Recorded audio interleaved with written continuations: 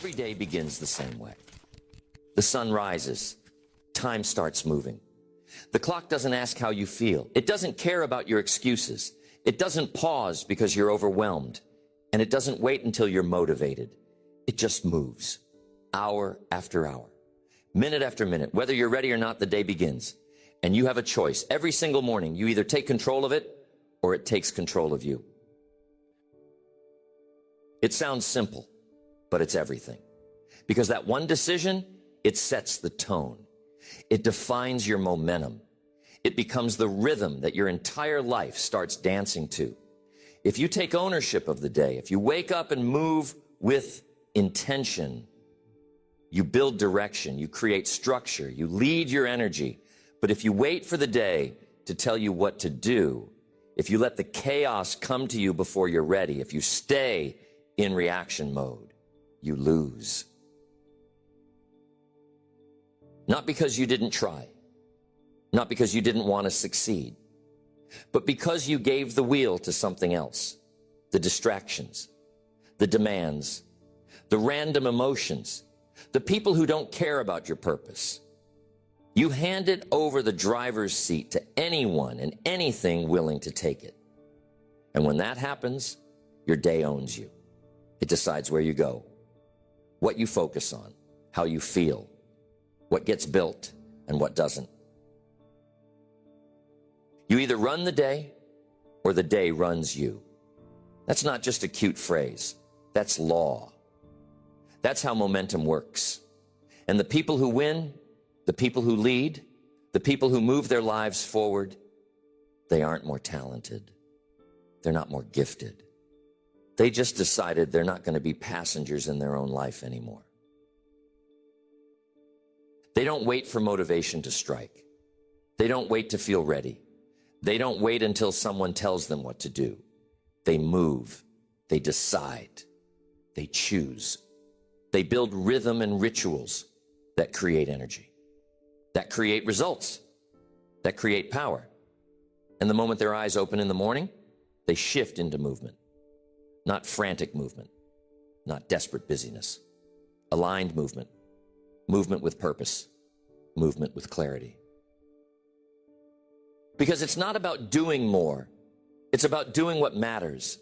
It's not about filling every hour with noise. It's about cutting the distractions and making room for focus, making room for real decisions, making room for what will actually move your life forward. Because if you don't decide what those things are, something else will. And whatever fills that space will not be built for your growth. The world will offer you thousands of ways to stay busy, thousands of ways to stay reactive. And if you don't stop and choose, you'll fall into every one of them. You'll spend the entire day responding instead of creating. You'll spend your energy putting out fires that never mattered in the first place. You'll end the day exhausted, not because you did too much, but because you did the wrong things. And if you repeat that enough times, it becomes your life. A string of days that you didn't lead. A schedule that you didn't design. A mind that you didn't direct. And the scary thing, you might not even notice it happening. Because when the day runs you, it rarely feels like chaos. It feels like routine. It feels normal. Until one day, you look up and you're tired. You're burned out. You're unfulfilled. And you don't even remember how you got here. But it doesn't have to be that way. It can shift. And it can shift fast. Because the moment you decide that the day does not own you, that your energy, your focus, your rhythm, your decisions belong to you, that's the moment your life starts moving differently. You start seeing clearly. You start cutting the noise. You stop negotiating with procrastination. You stop letting urgency trick you into thinking it's important. And you start doing the things that actually matter. Not someday. Not when it's convenient, but now. Because now is all you've got. You don't build a powerful life by occasionally having a productive afternoon. You build it by waking up every single day and saying, I lead, I choose, I run this. and then proving it, not with noise, but with decisions, not with hype, but with structure, not with good intentions, but with real discipline. If you want to run the day, the first thing you need to master is how it begins. Because how you start determines how you show up. It sets the trajectory. It doesn't just shape the first hour. It echoes through all the rest. The morning is the foundation. And if the foundation is weak, the rest of the day becomes about catching up, about damage control, about reacting instead of leading. Most people start their day by waking up into reaction. They reach for the alarm, hit snooze, roll over, and the first conversation they have is with comfort. The first decision they make is to delay movement. And that one decision seems small, but it plants a message in your mind that says, today, comfort is in charge. Not momentum, not intention, not purpose, comfort. Then they finally get up, late, rushed, already behind. The morning becomes a blur. They don't lead their thoughts. They don't direct their energy. They move into the world already exhausted, already frustrated, already giving their power away to the clock, to the chaos, to whatever comes next. And the world will keep throwing things at you. Messages, demands, requests, noise. If you start the day without armor, without clarity, without rhythm, those things will own you. You'll move through the day on autopilot, chasing the next task, putting out the next fire, spinning in circles. But when you own the first hour, you start different. You show up different. You wake up, and before the world touches you, you touch your vision. You connect to something higher, something clear, something rooted. You don't ask what the world needs from you. You ask who you want to be today, and you move from that place. This is where power lives, not in speed, not in doing 1,000 things, but in doing the right things, the few things that matter most.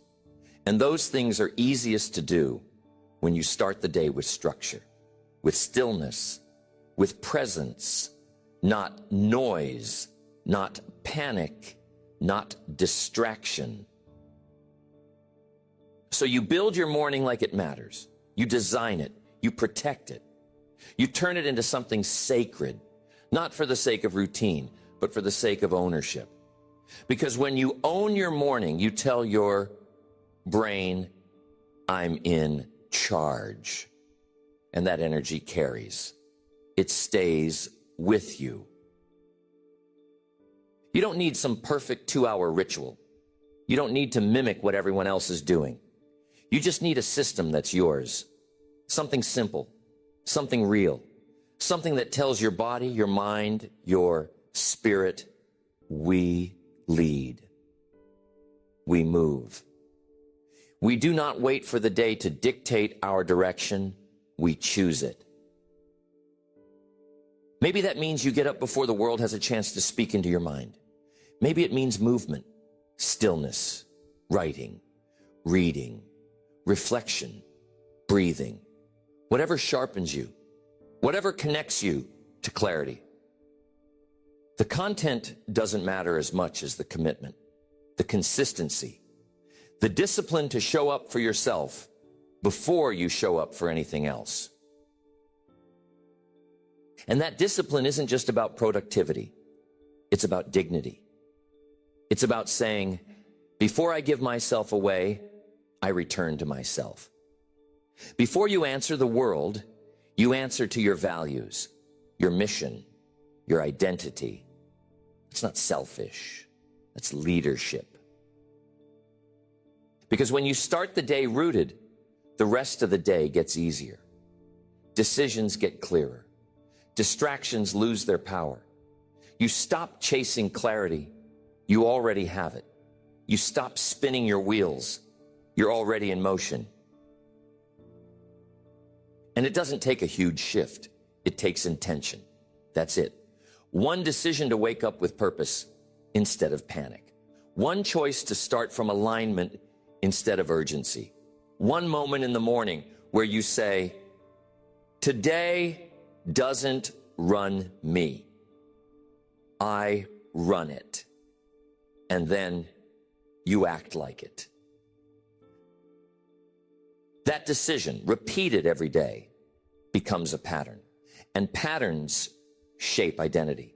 Suddenly, you're not someone who tries to stay focused. You're someone who is focused. You're not someone who wishes they had more time. You're someone who makes time. You're not someone who reacts to the day. You direct it. This is how momentum is built. Not in big leaps, not in random bursts, in small acts of ownership, repeated, refined, lived. You stop waiting for the perfect morning and start building the best one you can. And once you do that, once the morning becomes yours, the rest of the day starts rising to meet your new standard. You can own your morning and still lose your day if you don't understand one thing. Attention is your most valuable resource. Not your time, not your money, not even your energy. Attention. Because wherever your attention goes, your energy follows, your action follows, your life follows. And if you're not fiercely protecting that, you're giving away your direction, one distraction at a time. Most people don't even realize they're leaking it. Their day is one long blur, one long chain of interruptions, one endless loop of jumping from one thing to the next, never really being anywhere. They start something, and 5 minutes later, they're somewhere else. They open their day with a goal, and by noon, they're buried in someone else's agenda. This is not about working harder. This is not about being some productivity machine that never blinks. This is about ownership, about recognizing that your mind is not built to be in 12 places at once. That multitasking is not a badge of honor. It's a recipe for burnout. That your life is a direct reflection of where your focus lives. You don't rise by doing more things. You rise by doing the right things and doing them deeply, fully, presently. That level of focus, it's not natural anymore. The world has trained you to scatter, to jump, to react. But focus can be rebuilt. It can be trained. And it starts with intention. Every morning before the chaos starts, you choose your aim. Not 25 things, not everything on your list. The essentials, the few things that move the needle, the few things that build your momentum, the few things that, if done, would make today powerful, no matter what else happens. You write them down, you name them. You don't keep them vague. You don't let your day be a guessing game. You say, this is what I'm building today. This is what gets my attention. And everything else, it waits. It moves around those things, not the other way around. Then, you protect the time to do those things like your life depends on it, because it does, not in a dramatic way, in a very real way. Because if you don't do what matters, someone else's priorities will swallow yours whole. You turn off the noise. You close the tabs. You put your phone in another room if you have to. You stop giving a dozen shallow yeses, and you give a deep, focused yes to what matters most. That's how you win back control. Not by doing more, but by being where you are. That presence, that's where your best work lives. That's where your clarity sharpens. That's where your problem solving gets creative. That's where your insight deepens. You do not find flow by accident. You find it through rhythm, through simplicity, through boundaries. And yes, it requires discipline. It requires saying no. It requires getting comfortable with not responding immediately to every request, every notification, every urgent message. But the more you do that, the more you train the people around you that your attention is sacred, that your time is yours. And here's what's wild. When you protect your attention, everything else gets easier. Decisions become clearer. Your energy lasts longer. Your creativity expands because your mind isn't fragmented anymore. It's not constantly resetting. It's not living in 100 open loops. You don't need to be on all day. You just need to be all in when it counts. You don't need 12 hours of hustle. You need a few sacred windows of deep work, undistracted, unbroken, completely yours. That level of focus repeated daily is where breakthroughs come from. And don't confuse busy with focused. They're not the same. Busy is reaction. Focus is intention. Busy is movement. Focus is momentum. Busy burns you out. Focus builds you up. One leaves you exhausted. The other leaves you fulfilled. So stop celebrating busyness. Stop treating chaos like it means you're doing something important. Start measuring your days not by how much you did, but by how aligned your effort was. Did you move the right things forward? Did you build what matters? Did you lead your day, or did your attention get hijacked? You get to decide every single hour. You can reset anytime. You can pause, breathe, ask, is this where I want to be right now? And if it's not, you redirect without guilt, without shame, just awareness, just leadership. Because leadership is not just for others. It starts with how you lead yourself. It starts with how you treat your focus, with how you treat your time, with how you treat your energy. That's the first level of power. And if you skip that, you'll always be chasing results without building the foundation to sustain them. Once you've taken control of your mornings and started owning your attention, the next challenge is consistency. Because without consistency, nothing sticks. Progress becomes a guessing game. Habits never solidify. Confidence never compounds. And the frustrating thing, you can work incredibly hard for a few days or a few weeks, but if it's not consistent, it doesn't build a foundation. Consistency isn't about doing everything perfectly. It's not about being a robot.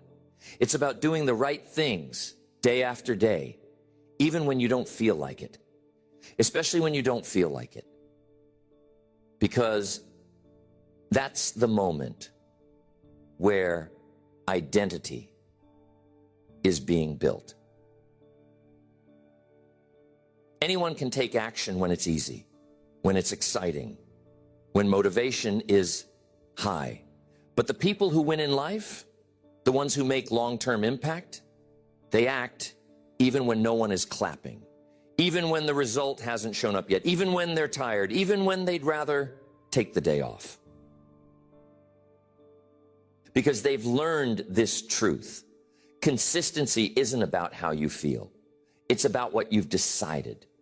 And when the decision is real, the action becomes automatic. You stop waiting to feel ready. You stop negotiating with comfort. You stop letting emotion decide your effort. And here's the paradox. Consistency is hard at first, but it makes everything else easier. You no longer waste energy wondering what to do. You don't need to wrestle with your schedule. You don't rely on inspiration. You just show up. And that act of showing up becomes a part of you. It becomes normal. But this isn't about grinding yourself into the ground. It's about building systems that support your standard, that make it easier to show up, that reduce friction, that create rhythm. Because discipline shouldn't feel like punishment. It should feel like alignment, like you're honoring your goals, like you're keeping your word. And that means keeping your word to yourself, not just to others. Because the most damaging thing isn't breaking a promise to someone else. It's breaking a promise to you. Every time you say you're going to do something and don't, your self-trust erodes. Your confidence takes a hit. Your brain starts to believe that your words don't mean much. But every time you follow through, even on something small, you're casting a vote for a new identity. You're telling your nervous system, this is who we are now. And the more votes you cast, the stronger that identity becomes. Until eventually it doesn't feel like effort. It feels like who you are. So don't underestimate the small things. The 5 minutes of focused effort, the one push-up, the single decision to eat something healthy, the extra call, the saved dollar, the stretch, the prayer, the journal entry. These are not small. They are proof. Proof that you are becoming. And consistency doesn't mean rigidity. Life will throw curveballs. You'll miss a day. You'll make a mistake. That doesn't mean you failed. That doesn't mean you start over. It just means you recommit. You come back, you reset, without shame, without guilt. Because the standard isn't perfection, it's return, it's resilience. It's the ability to get off track and then get back on fast. To not let a slip become a spiral. To not let a setback become a story. To say, that's not who I am anymore, and then act like it. This is where momentum lives. Not in intensity, not in random bursts, but in rhythm. And the rhythm comes from one thing: showing up every day in some way. Not just when it's fun, not just when it's comfortable, but when it's needed. And here's the beautiful part. When you live with that kind of consistency, you stop needing motivation. You stop looking for inspiration. Because you're not acting based on how you feel. You're acting based on who you've decided to become. And that kind of identity, it's unshakable. It doesn't rise and fall with external results. It doesn't depend on external validation. It holds firm through the ups and downs, through the wins and losses, because it's built on discipline. It's built on habits. It's built on truth. So you keep stacking those days, one after another.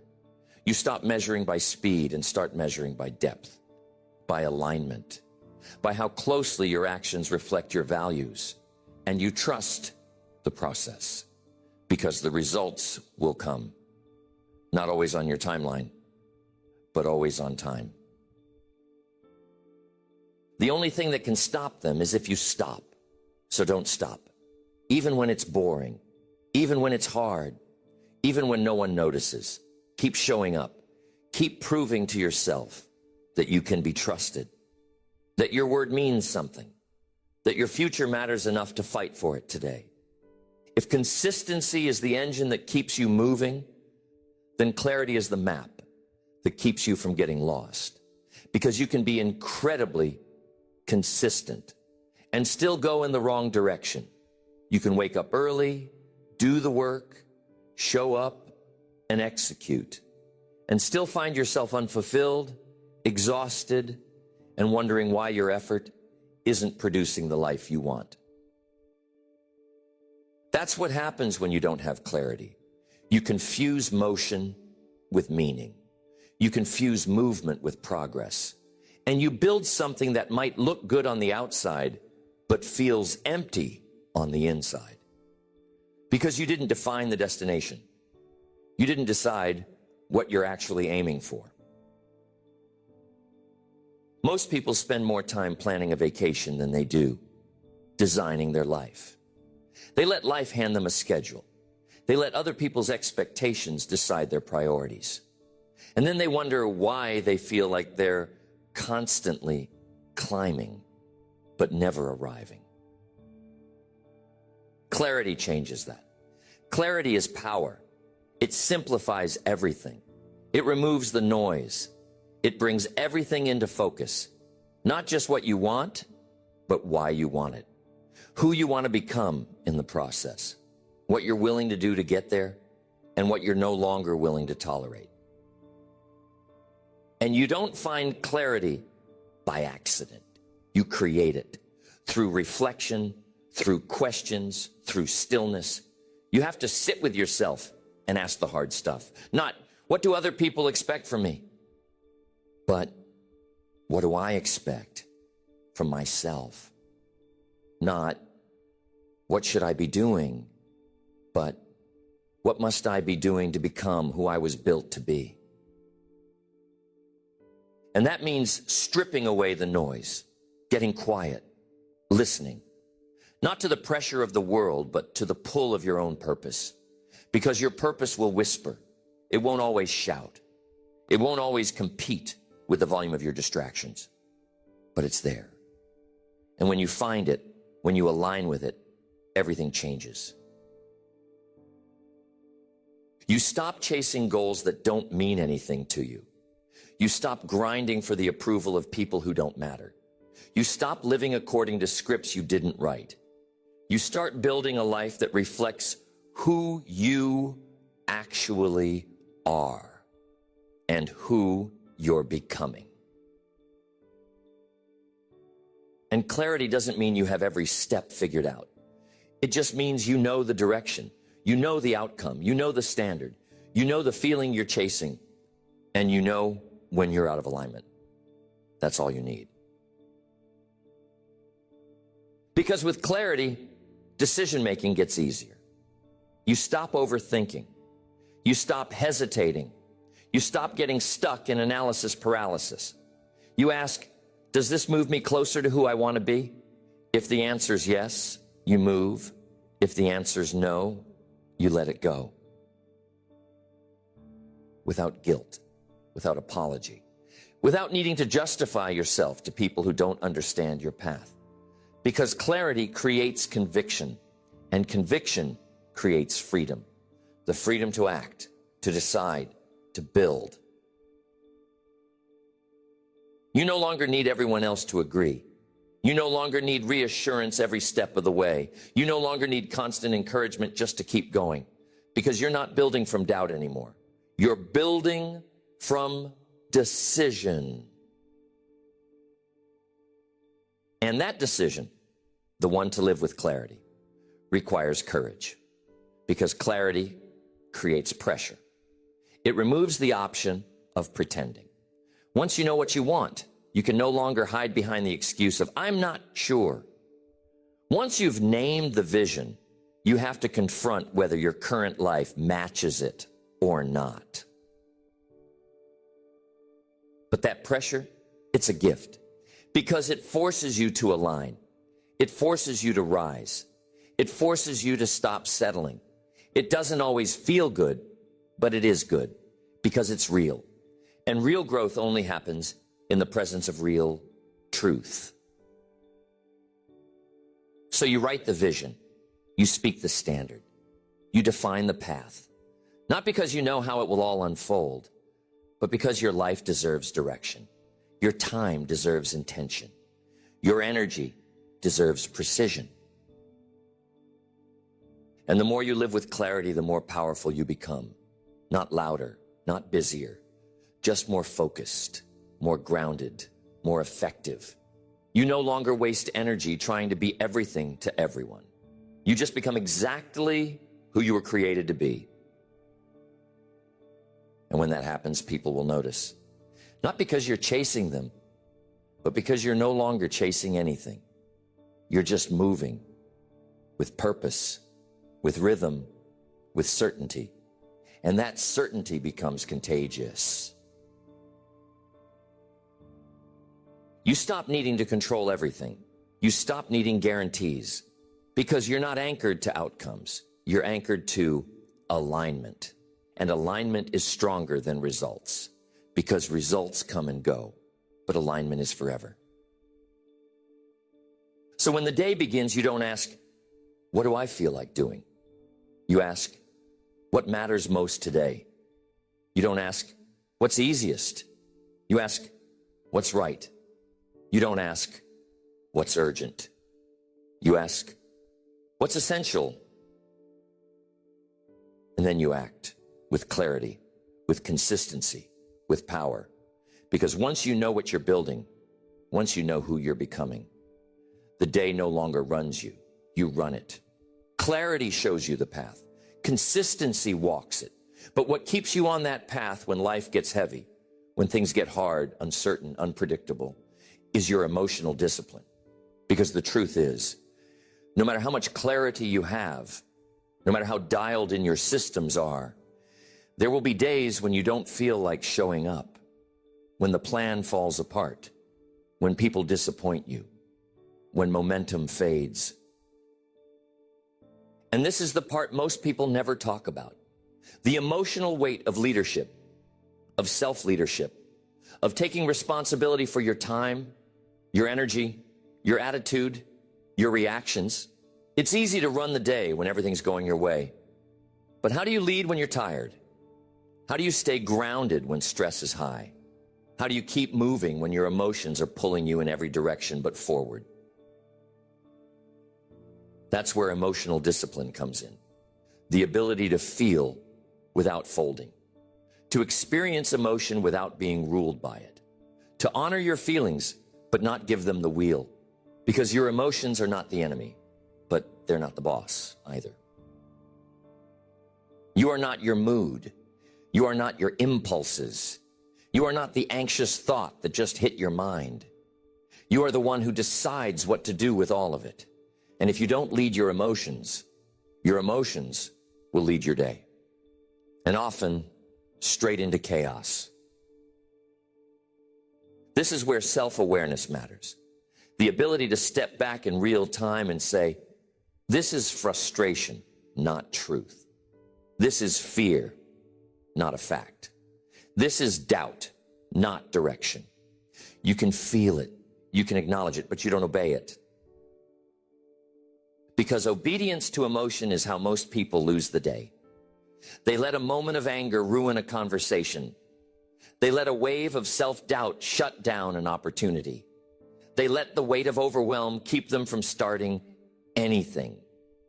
They feel something and assume it must be true. But feelings are not always facts. You need to learn how to pause, how to breathe, how to respond instead of react. That one skill alone, pausing, can save entire relationships. It can protect your energy.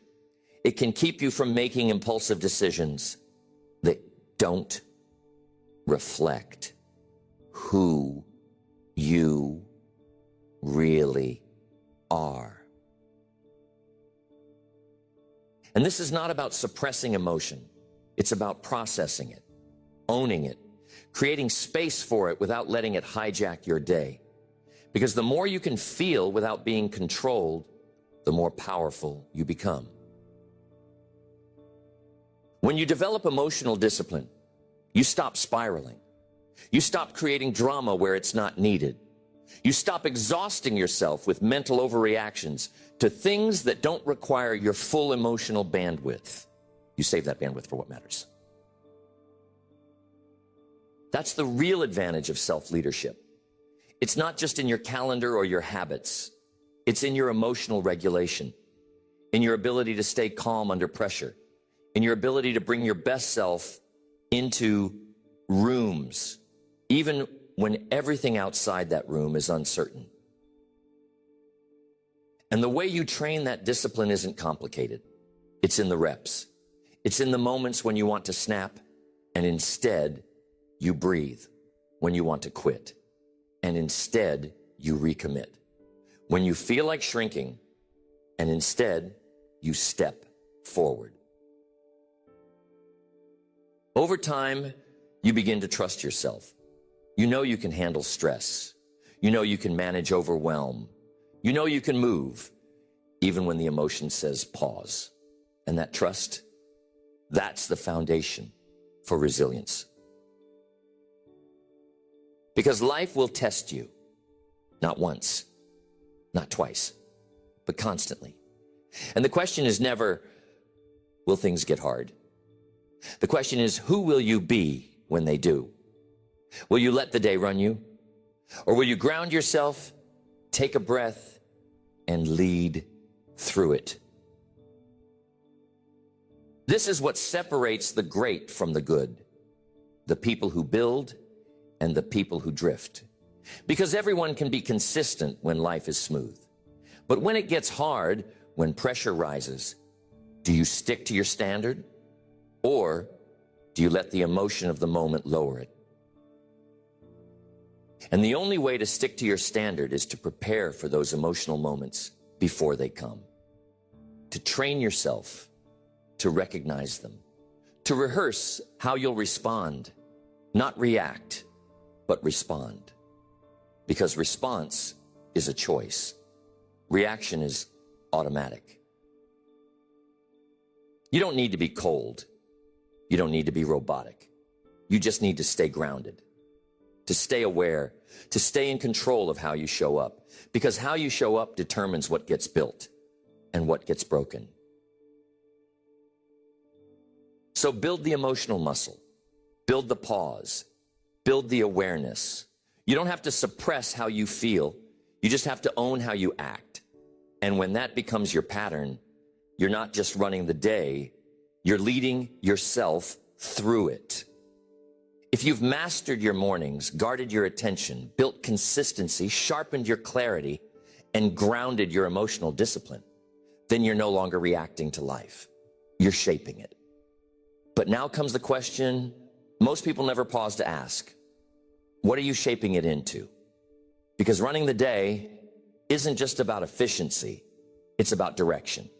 And if you don't know what you're actually building, you might become incredibly effective at creating something you don't even want.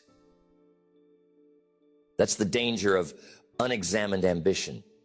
You push, you grind, you fill every hour with something productive, but never stop to ask, is this the life I actually want to live? You reach for success, but it's success defined by someone else. You hit goals, but they don't fulfill you. You build a schedule so tight, there's no room for reflection, no room for peace, no room for presence. And if you're not careful, you'll trade alignment for achievement. You'll build a life that looks impressive, but feels empty. You'll wake up one day having done everything right, but feeling like something's wrong. Not because you failed, but because you never defined success for yourself. So pause. Ask the question, what does success mean to me? Not what's trending, not what your friends are doing, not what your parents told you to want. What do you want your life to feel like? What do you want your days to be made of? What would a great life look like? Not from the outside, but from the inside. Start there. Define it clearly. Write it down. Paint the picture. Because if you don't define your version of a great life, you'll spend your days building someone else's. And if you run the day with no vision, your momentum won't lead to mastery. It'll lead to burnout. True productivity is not about doing more. It's about doing what matters. It's about alignment, about pruning what doesn't fit, about saying no, not because you're lazy, but because you're focused, because you've chosen a direction and you're not available for everything anymore. This level of ownership requires courage. It means turning down good opportunities to protect the great ones. It means disappointing some people to honor yourself. It means slowing down long enough to ask, is this still aligned? And if the answer is no, it means having the strength to pivot. That's the secret to a powerful day. Not just pushing harder, but pausing with purpose, reflecting, resetting, realigning. Because you can't afford to stay on autopilot, even if the system is working, even if the habits are strong, even if the calendar is full. Because your life is not just a checklist. It's a reflection of your values, your choices, your truth. So build space for evaluation, weekly, monthly. Quiet moments to ask, am I still in love with what I'm building? Do I still feel connected to the purpose behind this plan? Is my daily rhythm taking me where I want to go, or just keeping me busy? When you live this way, you shift from force to flow. You stop white-knuckling every outcome. You stop trying to control every variable. You start trusting your process, not blindly, but because you've made it yours. You designed it. You refined it. You chose it. That trust brings peace, not passivity, not laziness, but grounded momentum, the kind that doesn't panic when something breaks, the kind that doesn't unravel when a plan changes, because you're not running the day to prove something. You're running it to live something. And what you're living, what you're becoming, is more important than what you're checking off. That's the difference between a life that feels full and a life that just looks full. And once you taste that fullness, you'll never want to go back. You'll never settle for shallow goals again.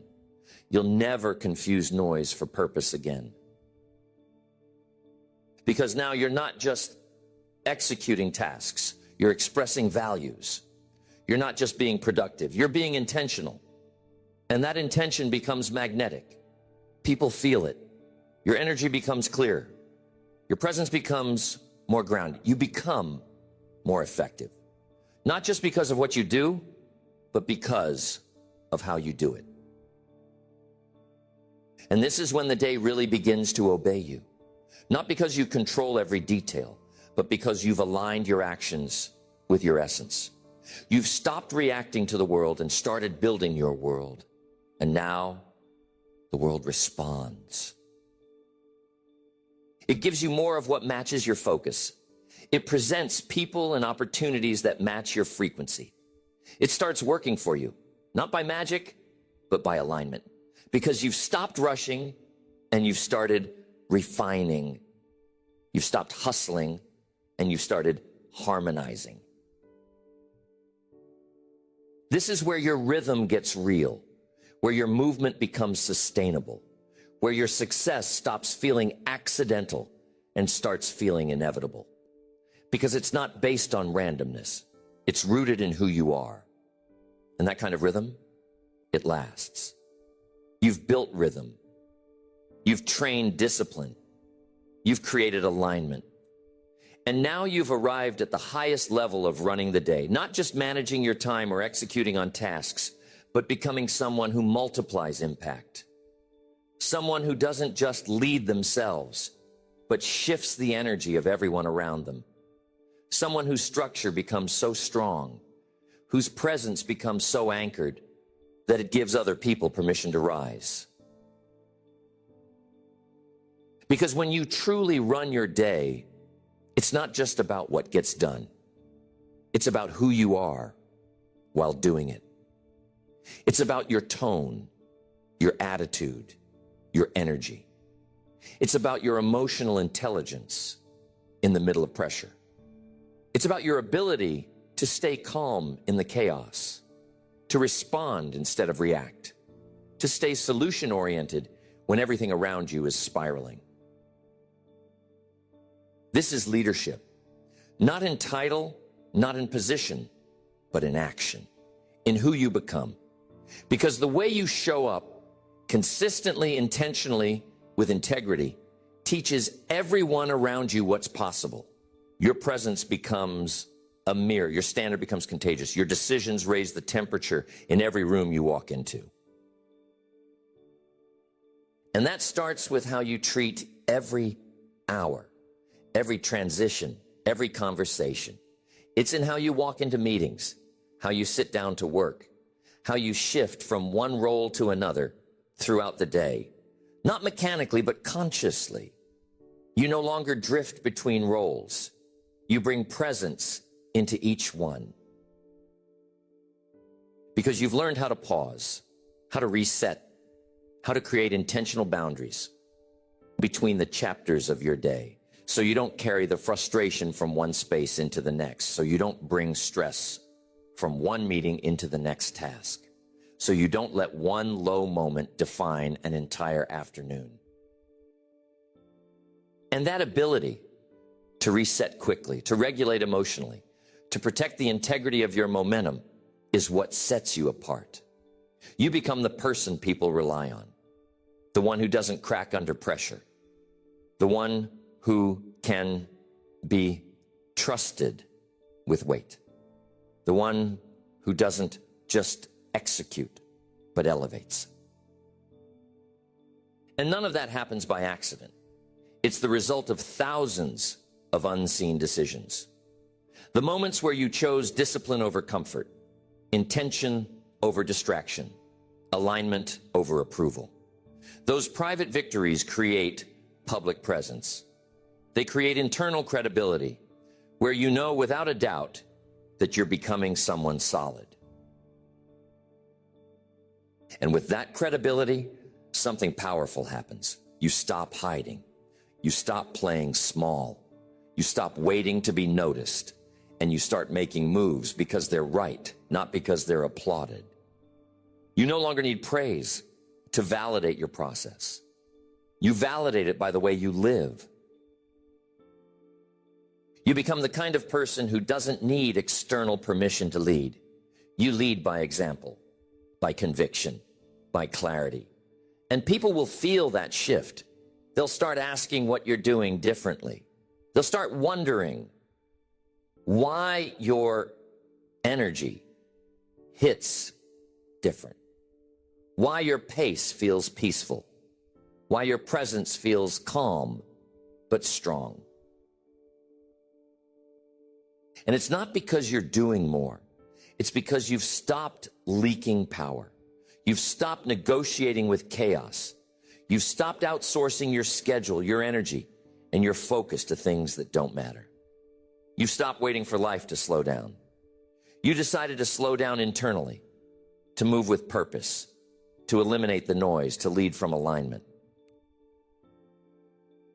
And the final evolution, you realize it's not just about what you get done, but about what you build that lasts. Systems that scale, habits that hold, relationships that deepen. A mind that doesn't just react to the world, but shapes it. You're no longer fighting time. You're designing it. You're no longer trying to escape stress. You've learned how to lead through it. You're no longer hoping the day treats you well. You're showing up to command your hours with presence and power. And from that place, your life begins to expand. Your ceiling becomes your floor. Your best days stop being random. They become normal. You start executing at levels most people only fantasize about. Not because you're superhuman, but because you've done the work. You've earned your rhythm. You've refined your edge. So now you don't just run the day, you lead it. You shape it. You multiply it. And in doing so, you build a life that runs with you, not against you. A life that reflects the strength of your identity, the depth of your habits, and the clarity of your values. And that's the difference between average and exceptional. It's not intensity, it's rhythm. It's not more hours, it's more alignment. It's not control, it's leadership. The kind that starts in the first minute of the morning and echoes into every moment after. You are no longer someone who hopes the day goes well. You are someone who takes the lead. And when you do that, consistently, deliberately, without apology, you stop chasing greatness. You start living it. You've heard the phrase 1,000 times. Either you run the day or the day runs you. And now you know what it really means. It's not just a motivational soundbite. It's a decision, a moment-to-moment commitment, a standard that says, I don't hand over my time. I don't surrender my focus. I don't let randomness shape the story of my life. Because this is your life. This is your one shot. And time doesn't slow down for hesitation.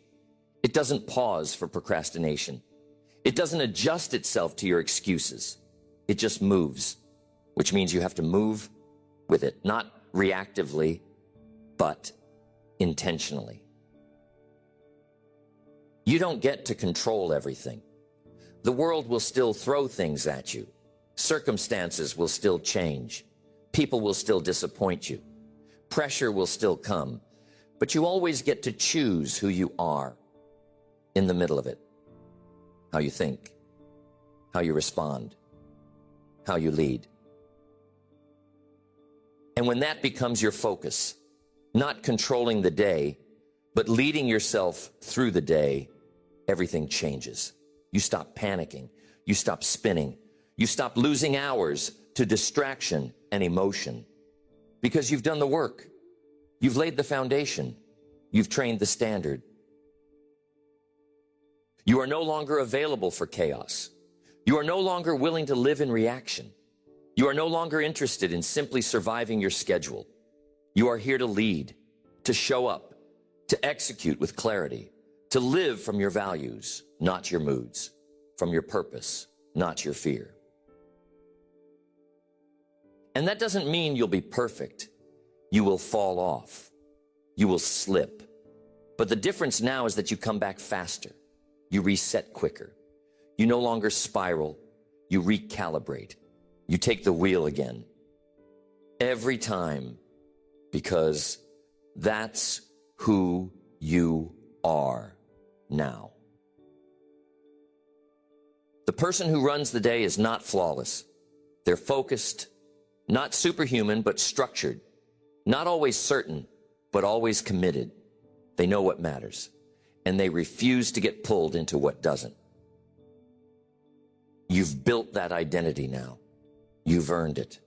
Through the early mornings, through the difficult decisions, through the hard conversations with yourself, through the moments where no one was watching, but you showed up anyway. And now you move different. You wake up with intention. You protect your attention. You execute your essentials. You lead your emotions. You check in with your vision. You act like your future depends on it, because it does.